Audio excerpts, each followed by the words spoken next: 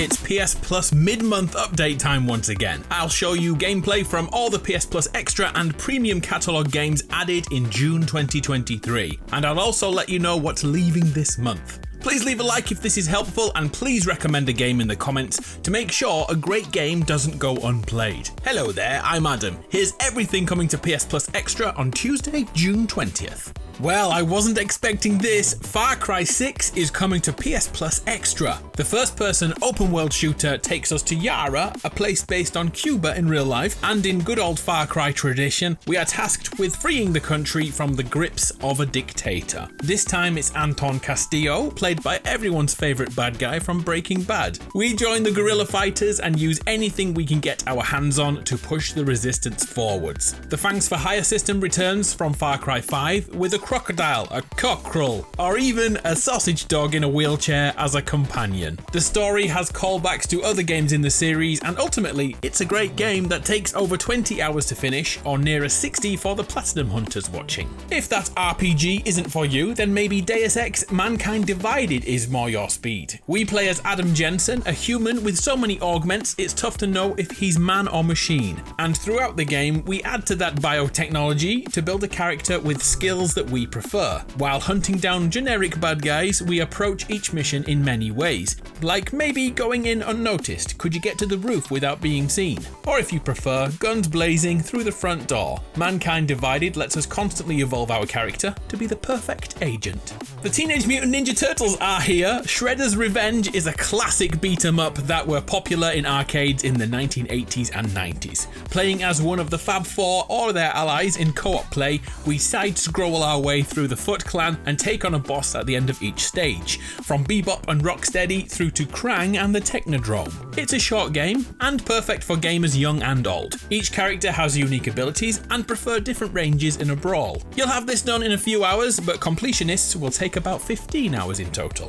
For the platformer fans, take a look at Rogue Legacy 2. We control a knight who explores a procedurally generated dungeon in pursuit of treasure and challenge. Rogue Legacy, as its name suggests, is a roguelike, as should we fall in battle, the character is gone forever, and we return to the start of the game. Luckily, we have a child to take over, and that becomes a mechanic. Our ancestors continue our life's objective, and any permanent upgrades are handed down from father to son, from mother to daughter. Critics absolutely loved Rogue Legacy 2, averaging a huge 9 out of 10. Hold up, the greatest game ever is here in June. My Friend Peppa Pig, with cutting-edge graphics, engaging storyline, complex multi-layered lore, and intense action scenes. None of those things are in this Peppa game, yet I don't know about you, but I can't wait to play it. Inscryption is another roguelike, yet this one is all about building a deck of cards. But this is only the beginning of what Inscryption becomes, and believe me, the twists and crazy changes won't be spoiled by me right now.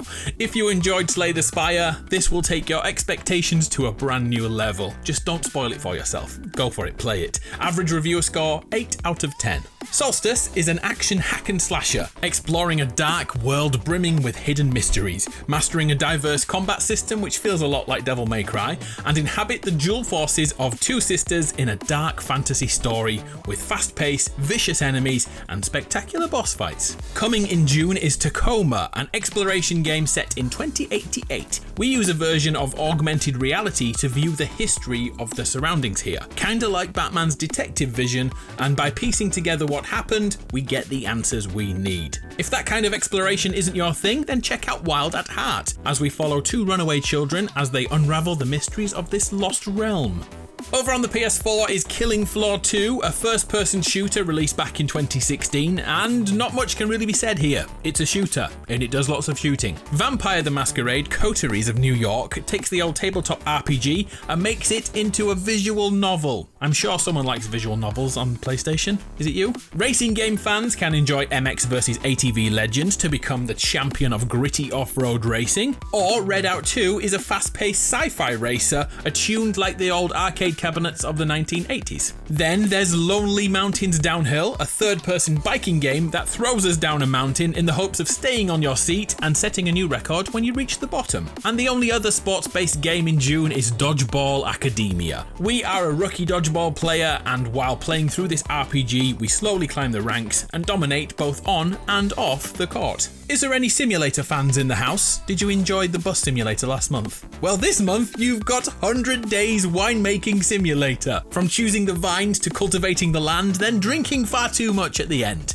Who knew you wanted to run your own winery until you heard this sentence? Puzzle fans, your game this month is the Talos Principle Deluxe Edition. A narrative is thread through this entire world, and only your abilities to complete brain-teasing tasks can get you to the conclusion. The critics loved it, it's a smidge under 9 out of 10. Carto is another puzzle adventure outing as we play as a young girl separated from her grandmother after a storm. We gotta reunite with Granny at any costs. We have a stealth-focused game this month, Thief. We play as Garrett, a master thief who must survey his next mission, get in, get the objective done, and then get out again, preferably unseen. Tactics and planning play a huge part in getting the best out of Thief. A surprisingly underrated game of 2022 is here, Elex 2, an open world RPG which combines a primal world and also a futuristic world, and we must survive within it. Another take on an open world adventure is Forager. We simply explore the world finding resources. These can be for fishing, hunting, mining, manufacturing. Hey, there's even some for magic too. It doesn't look great, I know, but reviewers definitely enjoyed it, averaging 78 out of 100. For the kids, check out DC League of Superpets and Paw Patrol Mighty Pups Save Adventure Bay. But if they are too young for you, my suggestion is A Hat in Time, a platformer open world filled with puzzles. It feels uncannily like a Spyro game, so it's definitely inspired by it. Alas, as every month, with new games joining PSplus Extra, some old ones are on their way out. The following 17 titles are leaving less than 6 days after this video goes live, so play any quickly before you are locked out.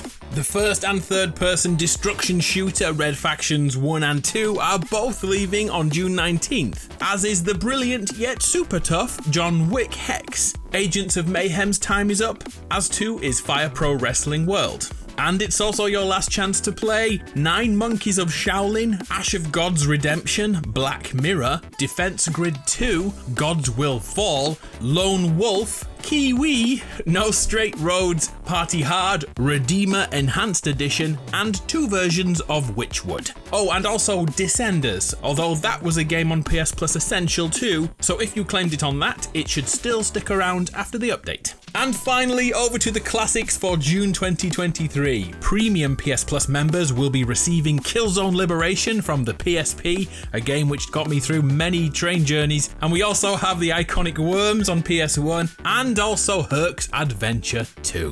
Oh, did you make it to the end of this video? Well done if you did. What are you playing this month? I'm Adam, I'm knackered, I'll see you next time.